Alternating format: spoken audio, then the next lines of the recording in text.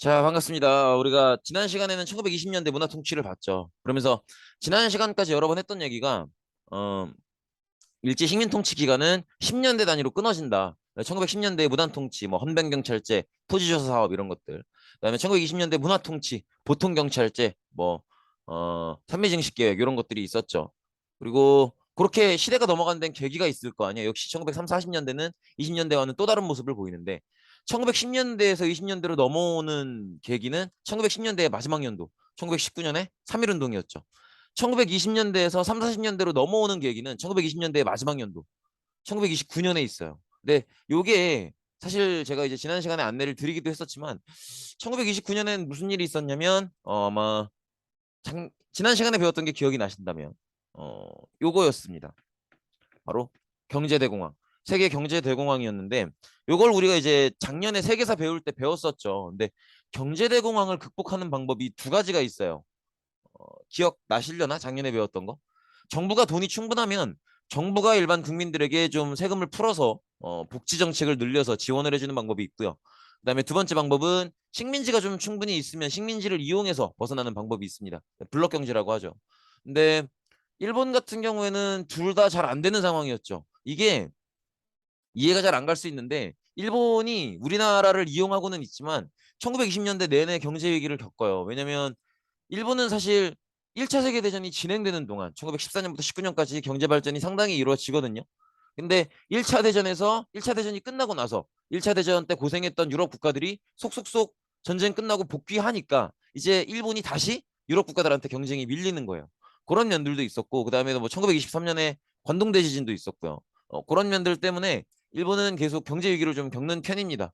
그래서 경제대공황이 일본에도 왔을 때 그때 이제 일본은 일반 국민들에게 이렇게 복지 정책을 늘려서 지원을 해줄 수 있는 상황이 아니었고요. 그리고 식민지를 이용해서 극복을 하는 것도 사실 그건 식민지가 막 여러 개 충분히 돼야 그게 가능한 건데 일본이 가지고 있는 식민지는 조선이랑 대만 정도죠. 그 정도로는 극복에는 부족하죠. 그래서 이때 굉장히 심각한 경제 위기를 겪게 됩니다. 그래서 일본은 고민 끝에 군국주의 정권이 등장하고 독일의 히틀러, 그다음에 이탈리아 저기 뭐야 무솔리니처럼 전체주의 국가로 들어서면서 다른 나라를 침략하게 되죠. 그래서 이런 단계로 침략을 하게 됩니다. 1931년에는 만주를 침략하고요. 1937년에는 중국을 침략하고요. 여기까지만 보면 보이시겠죠? 요건 이제 중국을 상대로 한 전쟁이라는 게. 그리고 중일 전쟁이 너무 길어지면서 뭐 목재, 석유 이런 것들이 부족해져요. 그러면서 목재와 석유를 구하기 위해서 동남아까지 공격을 하는데 그런데 동남아 중에 필리핀을 공격을 하게 돼요. 근데 이 필리핀이 미국의 식민지였거든. 그래서 필리핀을 공격한다는 건 미국을 건드리는 거였죠. 그래서 태평양 전쟁, 미국과도 싸우게 되고요. 보통은 미국과 싸우는 요 전쟁을 본격적인 2차 대전의 일부로 보죠. 이렇게 보시면 되겠고, 이걸 이제 지도를 통해서 다시 보면 요런 그림이라고 보시면 돼요. 일단은 만주를 침략을 했고요. 만주를 침략하는 것으로 부족하니까 중국을 침략을 해서 여기까지는 이제 중국과의 전쟁이죠.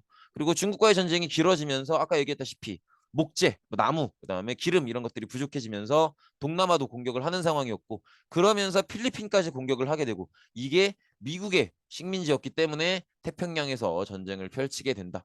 이런 흐름이라고 보시면 될 것 같아요. 근데 이게 잘 생각해 보세요. 뭐 미국은 당연한 거고요. 지금 일본 입장에서 중국을 건드리는 것도 쉬운 결정은 아니겠죠. 왜냐면 중국 규모 보세요. 이걸 지금 다 먹는다고 하는 게 사실 쉬운 얘기가 아니잖아요. 그러니까 일본도 중국을 건드리려고 마음 먹는다는 게 굉장히 쉽지 않은 결정이고요. 그리고 본격적으로 중국과 전쟁을 시작했을 때도 이 전쟁을 시작한 게 잘한 건가 싶을 만큼 엄청나게 고생을 해요. 이 얘기를 제가 왜 하냐면 일본이 고생을 엄청나게 한다는 건 그만큼 누구도 많이 뜯어먹겠다는 거야. 자기들이 힘드니까 조선도 엄청나게 뜯어먹겠다는 얘기거든. 그렇기 때문에 1930, 40년대는 사실은 뭐 1930, 40년대를 부르는 여러 가지 명칭들이 있어요. 1910년대가 무단 통치였고 1920년대가 문화 통치였던 것처럼 1930, 40년대는 뭐 병참 기지화 정책, 뭐 황국 식민화 정책 이렇게 부르는 이름들이 있는데 그거보다는 요것만 생각해 주시면 돼요. 사실 뭐 병참 기지화 정책을 하는 것도 황국 식민화 정책을 하는 것도 다 자기들의 전쟁을 위해서거든. 그래서 1930, 40년대는 조선이라는 식민지를 본인들의 전쟁 준비를 위해서, 전쟁을 위해서 쓰는 시기다. 이렇게 생각을 해주시면 일단 공부하기가 편할 거예요. 이해되시겠죠? 천천히 넘어가 보도록 할 텐데 병참 기지로 만들다라고 하는 것 자체가 병참이라는 게 뭐냐면 전쟁이 벌어지고 있으면 그 전쟁을 하고 있는 군부대를 위해서 여러 가지 물자를 지원해 주는 걸 병참 기지라고 해요. 뭐 먹을 걸 지원해 주든 옷가지를 지원해 주든 아니면 부상 병사를 치료를 해 주든 그런 것들이 다 병참이란 말이에요. 보급 병참 뭐 이렇게 생각하시면 되는데 자신들의 어떤 뭐 만주 침략이든 중일 전쟁이든 자신들의 전쟁을 위해서 한국을 물자 보급에 쓰겠다라는 거지. 이게 이제 1930, 40년대 일본의 기본적인 정책 방향이에요. 이해되시겠죠? 그래서 내용을 보면 전쟁이 필요한 군수물자 확보를 위해서 한국을 병참 기지로 만듭니다. 그렇기 때문에 이제 한국이 이때부터 일본을 위한 공업화가 빠르게 발전하기 시작해요. 그러니까 일본 애들이 군대에 쓰기 위한 군수물자를 만들기 위해서 공업화를 하는 거죠. 그래서 이렇게 군수산업이 굉장히 많이 발전을 하고 또 관련돼서 금속, 화학 공장들이 많이 건설이 됩니다. 그리고 뭐 철이나 석탄 이런 지하 자원들의 생산도 굉장히 확대가 많이 되죠. 근데 이게 사실 일부 그런 분들이 계세요. 일본이 이때 우리나라를 공업화했기 때문에 우리나라가 지금처럼 이렇게 공업이 발전할 수 있는 거다. 이런 개소리를 하시는 분들이 있는데 어, 1930, 40년대 우리나라가 공업적으로 어느 정도 수치만 보면 생산 규모가 성장했던 건 사실이에요. 근데 다 떠나서 이런 것들이 지금 우리나라의 산업 발전에 큰 밑바탕이 되었다. 이 말 자체가 너무 개소리인 게요. 중간에 뭐가 있어요? 6.25가 있잖아. 그때 굉장히 많은 공장들이 설치가 되었더라고 하더라도요. 6.25 때 다 깨졌어요. 6.25 때 얼마나 많은 폭격이 있었는데. 단위 면적당 폭격량만 보면 2차 세계대전보다 많은 게 6.25예요. 그러니까 6.25 때 뭐 6.25 배울 때 다시 배우겠지만 6.25 때 전쟁 방식이라고 하는 건 일단 미국이든 뭐 북한이든 일단 비행기가 한번 휩쓸고 가요. 폭격기가 쫙 와서 다 쑥대밭을 만들어 놓고 그 위에서 전쟁을 치르는 거기 때문에 뭐 눈에 보이는 건물들 남아나는 거 하나도 없어요. 그렇기 때문에 뭐 무슨 그 이전이었던 일제시대 때 일본이 공장을 많이 만들어줘서 우리가 그거 덕분에 뭐 산업 발전을 할 수 있었고 개소리입니다. 개소리예요. 개소리고 그리고 뭐 고 전 기준으로 따져도요. 6.25 이전 기준으로 따져도 걔네들이 그냥 건물만 공장을 세워준 거지 걔네들이 가지고 있는 핵심 기술이나 이런 것들을 우리한테 알려준 게 아니에요. 그리고 우리가 필요한 물건을 만드는 게 아니란 말이야. 걔네 군대에 필요한 물건을 만드는 거지. 그리고 더구나 보세요. 일단 우리나라라는 땅 자체가 지하 자원이 북한에 훨씬 많이 매장이 되어 있어요. 그리고 얘네들은 지금 중국 만주를 침략하고 싶은 거잖아. 그러면 간단하게 지도를 그려보면 우리나라가 이렇게 있고 중국이 이렇게 있죠. 그럼 여기가 만주고 여기가 중국이잖아. 그리고 지하 자원도 북한에 훨씬 많이 있어. 그러면 공장을 여기다 짓겠니? 여기다 짓겠니? 근데 지금 이 시점에서 2020년대 지금 시점에서 공업이 훨씬 발전한 게 북한이에요, 남한이에요. 그러면 걔들 말이 맞으면 만약에 일본이 만들어준 공장들이 지금 산업 발전의 토대가 된 거라면 일본이 공장을 여기다 만든 거여야겠지. 근데 일본이 병신이에요? 전쟁을 여기서 할 건데 여기서 전쟁을 할 건데 지하 자원도 여기가 만드는데 뭐하러 공장을 여기다 만들어? 공장을 여기다 만들어야지. 그래서 빨리빨리 갖다 줘야지. 그죠? 그래서 일본은 사실 공장을 북한에 훨씬 많이 만들어요. 근데 그게 이제 6.25 때 다 깨져버린 거고 그 이후에 우리는 경제 발전하면서 우리가 만든 것들이라고. 이해되시겠죠? 그래서 이렇게 보시면 되겠고 그래서 무슨 혹여라도 뭐 이렇게 어 일본이 1930, 40년대 전쟁 준비하면서 우리나라의 공장을 많이 만들어줬기 때문에 우리가 산업 발전한 거다. 개소리입니다. 개소리. 개소리고 어쨌든 뭐 그건 이제 비판에 대한 얘기고 어쨌든 우리나라의 공업 발전을 시켜주는 게 문제가 있었다라는 거예요. 일단 공업화 정책 자체가 너무 북부에 치우쳐져 있고요. 그래서 산업 발전에 불균형이 왔고요. 그다음에 우리나라에 필요한 물건을 만드는 것도 아니고 우리나라한테 핵심 기술을 전달해 주지도 않고요. 그런 문제들이 있었다라는 거죠. 어쨌든 이제 우리나라를 이렇게 병참 기지화 정책을 하면서 생각을 해보세요. 우리나라를 정책에 전쟁에 이용하려 그래. 다른 것도 아니고 전쟁에. 그러면 우리나라 사람들의 마인드를 어떻게 만들어 놔야겠어요? 우리나라 사람들이 예전에 조선이었던 적도 없는 것처럼 생각하게 만들어야 돼요. 완전히 자신들을 일본인이라고 생각하게끔 만들어야 돼요. 그래서 일본의 완전한 충성을 다 바치게끔 만들어야 돼요. 그래서 하는 게 황국 신민화 정책이에요.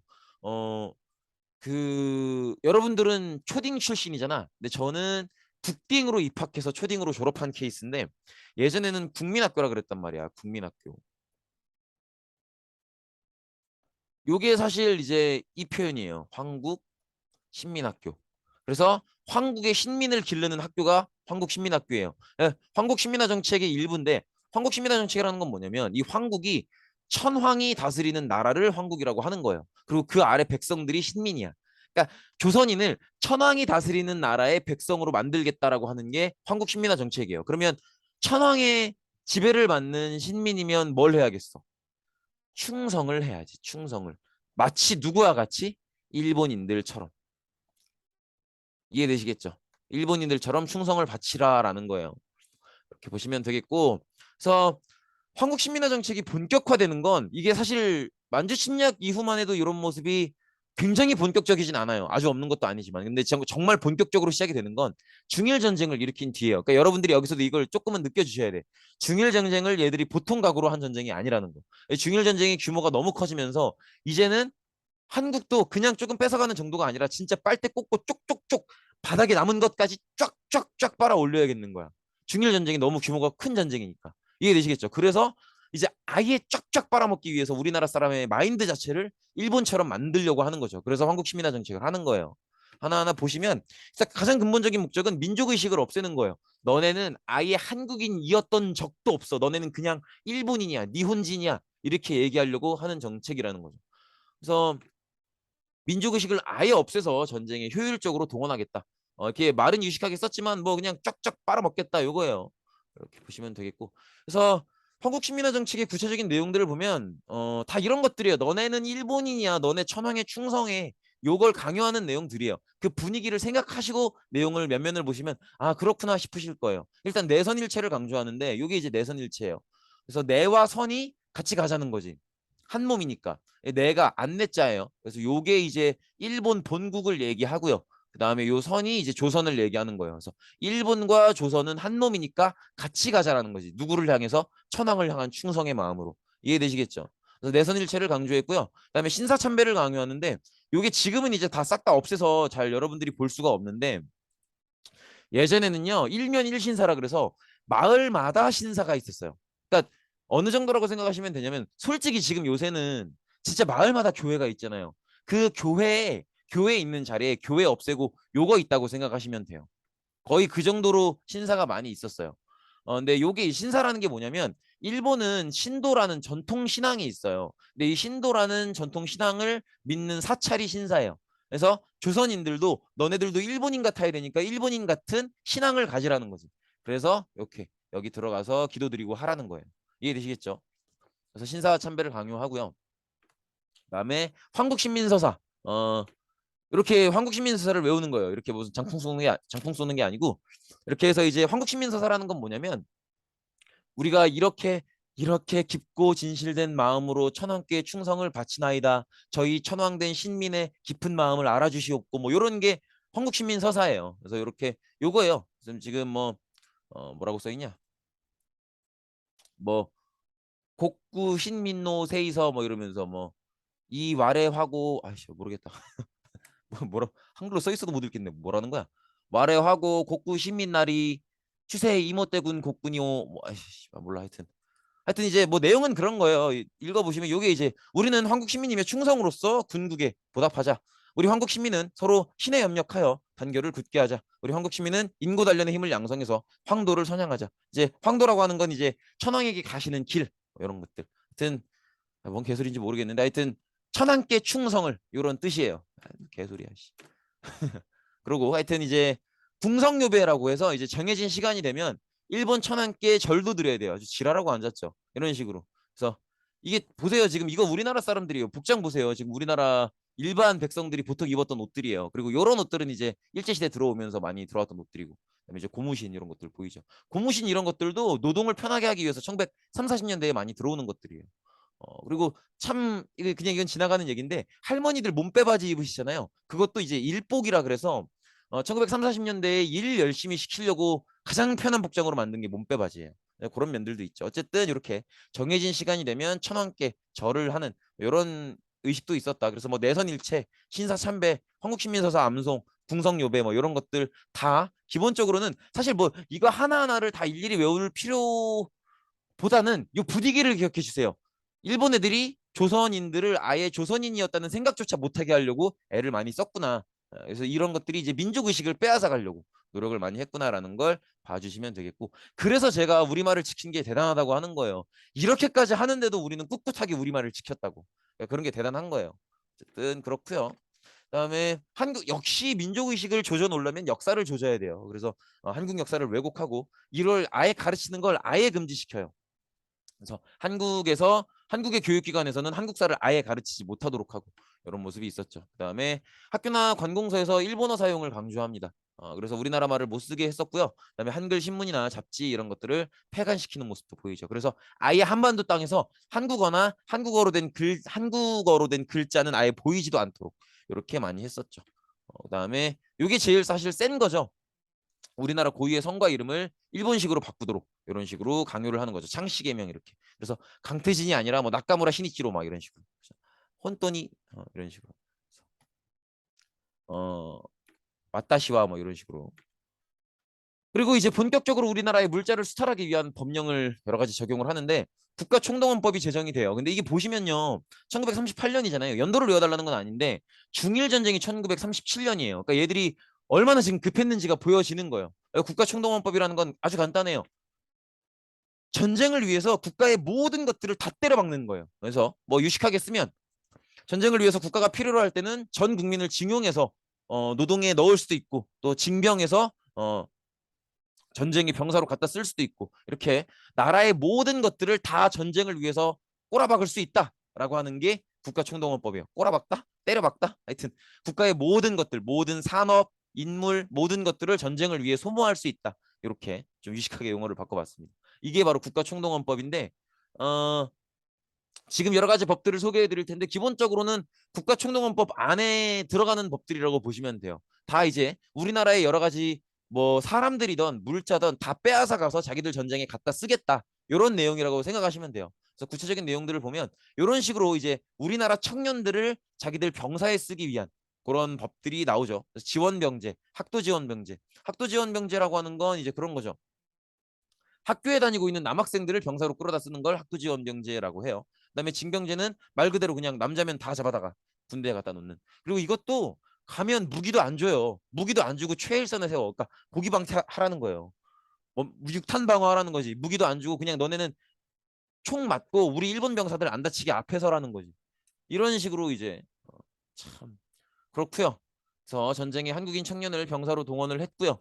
그다음에 국민징용령 그다음에 여자 정신 근로령 요거는 이 앞에 기억 지원병제, 학도지원병제, 징병제가 우리나라 사람들을 병사로 쓰겠다라는 거라면 국민징용령, 여자 정신근로령 이거는 이제 우리나라 사람들을 노동자로 쓰겠다는 거지. 그래서 왜 해야 되는 일들 중에서도 너무 힘들고 위험해서 일본인들은 잘 안 하려고 하는 일들 있죠. 그런 일들에 보통 우리나라 사람들을 갖다 써요. 그래서 예를 들면 제일 많이 쓰는 데가 이제 광산.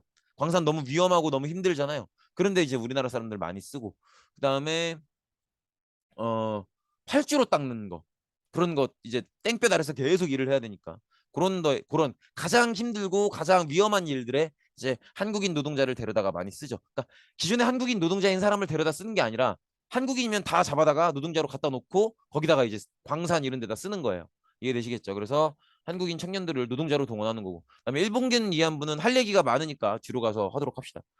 일본군 위안부는 할 얘기가 많아요. 어쨌든 그렇고 그다음에 공출제, 뭐 식량배급제, 요거는 같이 공출제랑 식량배급제는 묶어서 생각을 하셔야 되는데 공출제는 뭐냐면 농민들이 쌀을 생산하면 일단 묻지도 따지지도 않고 다 가져가겠다는 거예요. 그냥 이해되시겠죠? 일단 다 내라는 거지. 싹 다 내고 그다음에 너네들이 먹을 식량은 우리가 나눠주겠다라는 거죠. 그래서 농민들은 쌀을 생산했으면 자기들 먹을 걸 남겨놓고 뭘 내고 세금 내는 식 이게 아니라 그냥 한 톨도 안 남기고 다 갖다 줘야 돼요. 다 갖다 준 다음에 일본 총독부에서 주는 식량만 받아서 먹고 살아야 돼요. 이게 공출제와 식량 배급제예요. 그래서 농민들이 자기가 농사지은 쌀을 갖다 내는 게 공출제고요. 그다음에 총독부에서 쌀을 받아오는 게 식량 배급제예요. 굉장히 적은 양을 줬겠죠. 이렇게 보시면 되겠고. 그다음에 이제 전쟁에서 무기를 제작하고 보급하기 위해서는 아무래도 금속이 많이 필요하겠죠. 근데 이게 이제 광산에서 캐는 걸로 다 안 되니까 뭐 절의 불상이나 아니면 교회의 족 아니면 일반 가정에 막 뭐 놋그릇, 숟가락, 젓가락 이런 것까지 다 뺏어가요. 그래서 이렇게 금속을 빼앗아가는 모습들도 보입니다. 그래서 강제징용을 보면 이게 참 이 사진이 되게 좀 안쓰럽죠. 보시면 너무 깡말라 있죠. 너무 깡말라 있고 이렇게 지금 물론 이게 사진이 상한 것도 있는데 보시면 상처가 나 있고 피부가 괴사해 있고 이런 모습들이 보이죠. 그다음에 너 어머니 보고 싶어요. 배가 고파요. 고향에 가고 싶다. 이런 것들이 이게 지금 광산이거든요. 그래서 일을 하다가 몰래 몰래 이렇게 긁어 놓은 거예요. 너무 이제 사무치니까 이런 모습들도 볼 수가 있고요. 그다음에 위안부는 더 말하고 싶지가 사실은 않은데 뭐 여러분들 사실 위안부가 뭔지는 모르는 친구들은 없을 거예요. 근데 이게 위안부 파트 들어오면 제가 수업을 좀 세게 하게 되는 게 저는 고등학교 한 1, 2학년 때까지도 몰랐어요. 왜냐면 저 때까지만 해도 라떼는 토크하는 것 같아서 좀 그런데 역사 시간에 위안부가 구체적으로 무엇을 말하는지 명확하게 이야기를 안 해줬어요. 그래서 잘 몰랐는데, 그러니까 이거는 제가 수업을 거칠게 하고자 이런 표현을 쓰는 게 아니라 이제 그 유엔 기억나시죠? 세계 국제 저거잖아 뭐야 국제 연합이 유엔이잖아요. 근데 이제 세계 평화를 위해서 있는 기구죠. 국제 기구인데 유엔 산하 기관으로 유니세프라는 기관이 있어요. 이 유니세프에서 이제 여러 가지 문화재도 보존하고 그다음에 세계 교육 같은 것들도 이렇게 발전하려고 노력하고 이런 기관인데 이 유니세프에서 위안부를 다룰 때 이 표현을 꼭 써달라라고 권장하는 표현이 있어요. 유니세프에서는 위안부를 어떻게 표현하라고 가르치냐면 일단 우리나라 교육에서는 당시에 사료 용어가 위안부기 때문에 일단 이걸 쓰고 있는데 유니세프에서는 뭐라고 표현을 하냐면 섹스 슬레이버리 이 표현을 꼭 쓰도록 해요. 그래서 성노예임을 반드시 강조하고 그 다음에 슬레이버리 노예성 그래서 본인의 의사에 반하는 본인의 의사에 따르지 않는 강제성이 있는 성노예였음을 분명히 가르치라고 강조를 많이 해요. 그래서 이렇게 그리고 여러분들이 더 많이 아셔야 될 게 이게 지금 제가 한국인이라서 분노하는 게 아니라 위안부 안에는요 한국인들도 제일 많이 있지 물론 근데 한국인들뿐만이 아니라 만주에 살고 있었던 뭐 중국인들 그다음에 뭐 동남아에 살고 있었던 동남아 여성들 다 들어가 있어요. 그래서 그리고 이 요거를 잘 말씀을 잘 들어주셨으면 좋겠는 게 나 얘 표정이 너무 거슬려. 아씨 어쨌든 그 전쟁이 벌어지면요 병사에 의한 일반 시민에 대한 강간은요, 일반 여성 시민에 대한 강간은 사실 굉장히 흔하고 일반적인 거예요. 현대전에서는 잘 안 보이지만, 어, 한 1, 2차 세계대전 때까지는 굉장히 많이 자주 보이는 모습이에요. 근데 그럼에도 불구하고 일본의 위안부가 다른 전쟁 범죄상에서의 강간보다 훨씬 더 폭력적으로 얘기되는 이유는 뭐냐면, 다른 전쟁에서의 강간은 그 병사가 지나가는 여성 시민을 보고 우발적으로 범행을 저지르는데 그걸 전쟁 상황이기 때문에 그 병사가 소속되어 있는 부대의 국가가 이제 그냥 침묵하고 그냥 넘기고 이런 경우들이 많았던 건데 일본은 경우가 달라요. 일본은 정부에서 애초에 조직적으로 죄 없는 여성들을 동원해서 조직적으로 성범죄를 위한 부대를 운영했었고 조직적으로 강간을 했다라는 거. 그러니까 요거 일본군 위안부의 가장 정확한 표현은 이거예요. 이걸 기억해 두셔야 돼요. 일본 정부에 의해서 정부가 아니라 이거 다시 써야 돼.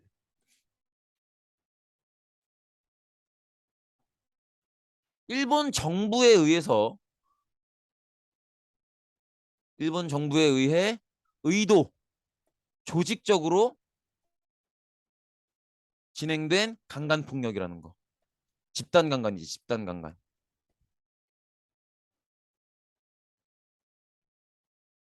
그래서 요게 정의예요. 이해되시겠죠? 일본 정부에 의해서 의도적이고 조직적으로 진행된 장기적 집단 강간이에요. 거칠게 표현하자는 게 아니라 이게 정의라고. 그렇기 때문에 위안부가 다른 전쟁 범죄와는 결을 달리하는 거예요.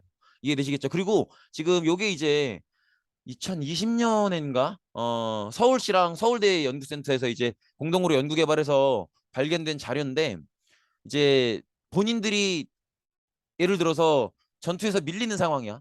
그럼 급하게 도망가야 될 거 아니에요. 그때는 또 데리고 있는 위안부 여성들이 걸리적거리는 거야. 자기들 기준에는. 그럼 어떻게 하냐면 그 자리에서 싹 죽여버려요. 총을 쏘든 폭탄을 쓰든. 그래서 지금 그 흔적이거든요. 그러니까 이런 네, 이런 모습으로 운영이 됐습니다. 이런 걸 어떻게 어떤 식으로 평가를 해야 될지는 그냥 여러분들의 그거에 맡길게요. 그리고 이런 식으로 지금 이제 이 이후에 1970년이면 한참 후죠. 한참 후에 이렇게 당시에 위안부 부대를 이끌었던 사람의 양심 고백도 이렇게 나오고 있어요. 그래서 보시면 현재 각 병단은 거의 모두 위안부단을 수행해서 병참의 1분대가 된 형태이다. 즉, 군 부대 안에 조직적으로 위안부 부대가 따로 있다라는 거예요. 위안부를 운영하고 관리하는 부대가 따로 있다라는 거죠.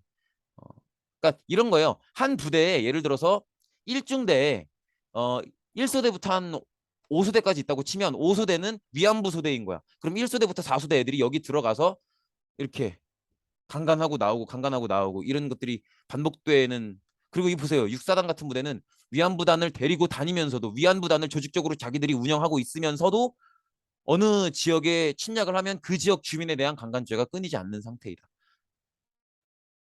그렇습니다. 그리고 요거는 이건 왜 가지고 왔냐면 얀 루프 웰은 뭐 이 이름을 외워달라는 건 당연히 아니지만 보세요. 한국인이 아니잖아. 그죠?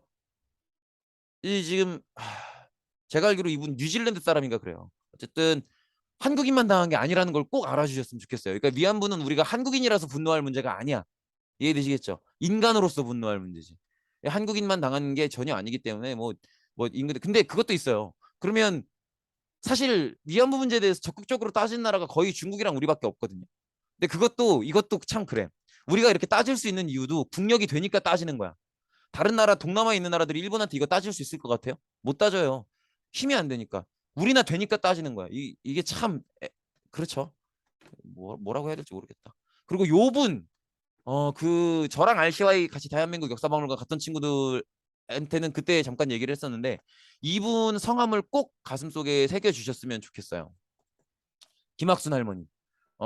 지금은 돌아가신 걸로 아는데 사실 위안부 피해가 있었다라는 걸 우리나라 사람들이 모르진 않았지만 학교에서도 그 전에는 가르치지 않았었고요. 그다음에 위안부 할머님들을 바라보는 시각이 좀 그랬어요. 그러니까 약간 더럽혀진 여자들, 정조 없는 여자들, 지조를 지키지 못한 여자들, 더 뭐 약간 그래서 위안부 피해에 대해서 뭔가 피해 보상을 얘기하거나 피해를 언급하려고 하면 부끄럽지도 않나, 창피하지도 않나? 어떻게 저렇게 더럽혀진 몸으로 얘기를 해? 그런 인식들이 있었단 말이야. 근데 그런 인식이 왜 있는 거냐면 이 문제가 공개적으로 의논되지 않고 그렇기 때문에 우리가 이 문제를 어떤 가치관으로 어떻게 바람직하게 인식해야 되는지를 논의하지 않았기 때문에 그런 말도 안 되는 비도덕적이고 비윤리적이고 무책임한 그런 의견들이 있는 거예요. 지금 명확하게 해야죠. 사실 이 피해 할머님들에 대해서 가장 죄의식을 가져야 되는 건 일본군도 아니야. 우리나라 정부지. 왜냐면 지켜주지 못했잖아요. 정부가 하는 일이 뭔데? 국민의 안위를 지키는 게 정부가 하는 일이에요. 그러면 우리나라가 정부가 지키질 못했으니까 이분들이 여기까지 피해를 당하는 거라고. 그러면 우리나라가 사죄해야 되고 이 할머님들에 대해서 사실은 일본보다 먼저 사죄해야 될 게 우리나라 정부예요. 우리나라 정부가 나서서 지켜드리지 못했음을 그 정도도 지켜드리지 못할 만큼 국가를 개판으로 운영을 했음을 먼저 사과해야 된다고. 그렇잖아요? 그런데 그걸 감추기 위해서 뭐 의도적으로 말 꺼내는 것도 좀 맞고 이러니까는 아무도 공개적으로 얘기하지 않고 이러니까 뭐 부끄럽지 않냐는 등 그런 인식이 있어 왔던 거라고. 근데 그걸 뚫고 나와서 김학순 할머님께서 처음으로 매스미디어라고 하죠. 이런 언론 방송 매체 앞에서 우리가 지난 일제시대 기간들 동안 이런 말도 안 되는 성적 피해를 조직적으로 당했었다. 긴 기간 동안. 그리고 나는 운 좋게 살아남았지만 말도 안 되는 이유들로 인해서 뭐 예를 들어서 강간을 당해서 그것 때문에 임신이 됐다든지 막 이런 경우로 살해되는 경우들이 너무 많았다. 아니면 그 부대가 이동을 해야 된다든지 그러면 그냥 살해당하고 이런 것들이 너무 많았다. 내가 직접 당했고 나는 살아나왔지만 그들이 이 우리 같은 피해자들을 살인하고 살해하는 걸 너무 많이 목격을 했다. 이런 것들을 처음으로 1992년에 처음으로 공개적인 자리에서 이제 말씀을 꺼내 주셨고 그때 이제 처음으로 공개적으로 이야기가 된 거예요. 그래서 그때 이후로 우리가 적극적으로 논의를 하면서 이거는 일본인들에게 이런 조직적 범죄가 있었음을 일본 정부에게 사과를 받아내야 될 일이고 그에 앞서서 사실은 우리가 이분들을 우리 정부의 힘으로 우리 국가의 힘으로 지켜주지 못했었던 것에 대해서 반성해야 될 일이다. 그렇잖아요. 사실 정부의 책임이지. 물론 일제시대니까 그럼 우리 정부가 없는 거 아니냐. 우리 정부가 없어지도록 뭐 했냐고 조선은. 그렇잖아요. 나는 그런 생각이야. 나는 솔직히 그렇게 생각해. 식민 지배를 나쁘다고 욕해야지. 근데 욕하기 이전에 그 지랄로 당하도록 뭐 했는데 도대체. 그렇잖아요. 세도 정치로 몇십 년을 까쳐먹고 도대체 뭐 했냐고. 같은 사람들인데 우리는 걔들 그렇게 막 산업 발전시키고 우리나라를 다 집어삼킬 만큼 강력한 힘을 가질도록 우리는 뭐 했어. 그렇잖아요. 그러니까 우리가 우리의 무능을 사죄드려야 될 일인 거란 말이야. 이거는. 그러니까 이런 부분들에 대해서 사실은 여러분들이 역사를 바라보면서 여러 가지 생각들을 해 주셔야 돼요. 그런 부분이 있고 최초의 증언자였던 김학순 할머님이었습니다. 그리고 이제 이게 최근에 어떻게 이 문제가 덜어지고 있느냐 하는 건데 어, 일본 외상이라고 나와 있죠. 이제 일본의 외무부 장관이에요. 외교부 장관이라고 보시면 되는데 일본의 외교부 장관이 하는 얘기니까 일본의 공식적인 이 문제에 대한 입장이죠. 해외 언론이 위안부를 성노예로 기술하는 건 부적절하며 사실에 입각하지 않은 표현이다. 이따위로 떠들고 있고요. 어, 그러니까 이제 얘네들은 일본 정부가 생산한 문서가 없다라는 거지. 근데 있어요. 있는데 얘들이 인정을 안 할 뿐이야. 일본 부대가 생산한 문서들도 다 있고요. 다 있어요. 근데 얘들은 지금 어, 얘들이 얘기하는 건 뭐냐면 이제 그런 성적인 어떤 뭐랄까 그런 게 있었던 건 맞지만 강제성이 없었다라는 걸 일본 정부는 얘기하고 있는 거예요. 다 본인들이 일정한 뭐랄까 보수를 받고 본인들의 선택에 의해서 온 거다라고 하는 게 일본 정부의 입장이에요. 말도 안 되는 개소리고요. 보통 위안부 피해 할머님들이 동원되실 때는 둘 중에 하나예요. 그냥 일반 뭐 피혁 공장을 그래서 이제 군복 만들거나 총알 만드는 공장이라고 속여져서 끌려오거나 아니면 너 지금 이거 안 오면 니네 아버지 잡혀간다라고 협박당해서 오거나 심한 경우에는 강목 같은 걸로 뒷머리를 후려쳐서 기절시킨 다음에 끌고 오는 경우들도 많았어요. 그리고 저희 할머님이 저희 제 친할머니가 18, 19인가 결혼을 하셨는데 그렇게 빨리 결혼한 이유도 그거였어요. 그거를 그때 할머님들은 처녀 공출이라고 말씀을 하세요. 그러니까 어 일본 정부한테 그 마을에서 처녀를 이제 할당을 주는 거야. 몇 명 뽑아가려고. 그걸 처녀 공출이라고 얘기를 했고 처녀 공출에 끌려가지 않기 그 저희 할머님께서 결혼하실 때 저희 할아버지 나이가 거의 환갑이었거든요. 그래서 저희 아버지가 많이 하시는 말씀이 우리 아빠는 남들 아버지의 아버지랑 같은 연배였다. 그래서 내 친구네 할아버지보다 우리 아빠가 한 살 더 많았다. 이런 말씀을 많이 하세요. 그러니까 우리 할머니가 우리 할아버지한테 그렇게 늦게 시집 온 거지. 왜냐하면 처녀 공출을 당하지 않기 위해서. 위안부에 끌려가지 않기 위해서. 이해되시겠죠? 그런 시기였다라는 거지. 그래서 이렇게 보시면 되겠고 그래서 지금도 이제 매주 수요일마다 이렇게 수요일마다 수요 집회를 서울에서 열고 있죠. 그래서 일본 정부의 공식적인 사과를 요구하는 그런 모습들이 이어지고 있고요. 그다음에 요게 이게 이제 박근혜 정권 당시에 일본 총리였었던 아베 신조 총리죠. 악수하는 게 보이실 텐데 2015년에 한일 위안부 합의가 있었어요. 그래서 박근혜 정권이랑 아베 신조 총리가 이렇게 합의를 봤었습니다. 요거는 이제 당시 실무자들이었던 한국 측의 윤병세 외교부 장관과 일본 측의 외무상이었던 기시다 후미오 외무상이었고요. 그다음에 합의 내용은 일본이 한국에 위로금 그러니까 자기네들이 잘못했다가 아니라 그냥 안 좋은 일을 겪으신 것 같은데 위로를 해드리겠다. 100억 원. 100억 원이 돈입니까? 국가 간에. 100억 원 진짜 큰 돈 아니에요. 우리나라 한 해 예산이 보통 400조 원에서 많으면 600조 원이래요. 1000억 원 다음이 1조잖아.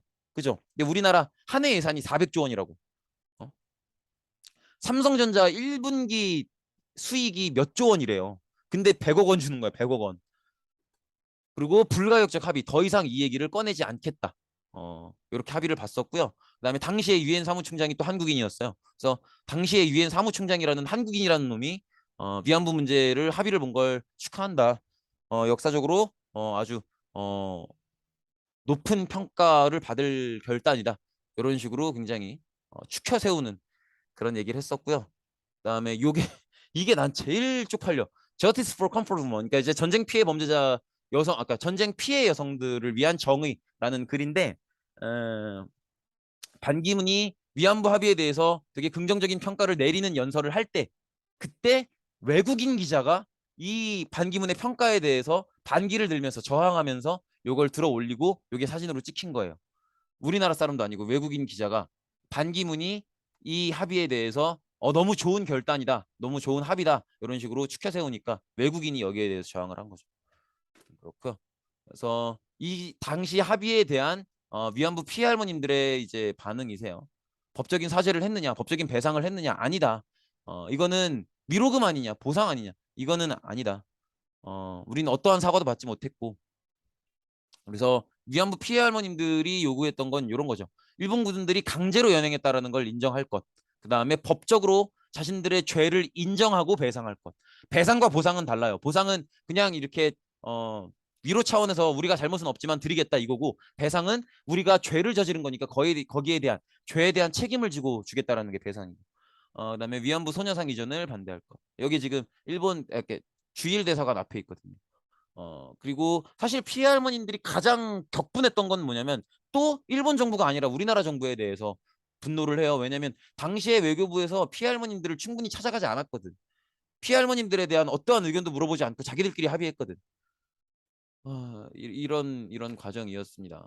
그래서 요때 받은 100억 원을 이제 기본 재단으로 마련을 해서 화해치유재단이라는 걸 우리나라에서 만들게 되는데, 요거를 이제 문재인 정권 때 부정하면서 화해치유재단을 해산하게 됩니다. 그래서 앞선 정부에 있었던 피해 할머님들의 뜻에 어긋나는 합의에 사과하겠다, 뭐 이런 반응을 보였었고요. 근데 화해치유재단은 공식 해산이 됐는데 이 문제에 대해서 지금 일본이랑 명확한 합의가 안 되고 있어요. 그러니까 지금 뭐 제가 어느 정부를 욕하고 뭐 이런 얘기가 아니라 일단 현재 상황이 그렇다라는 거예요.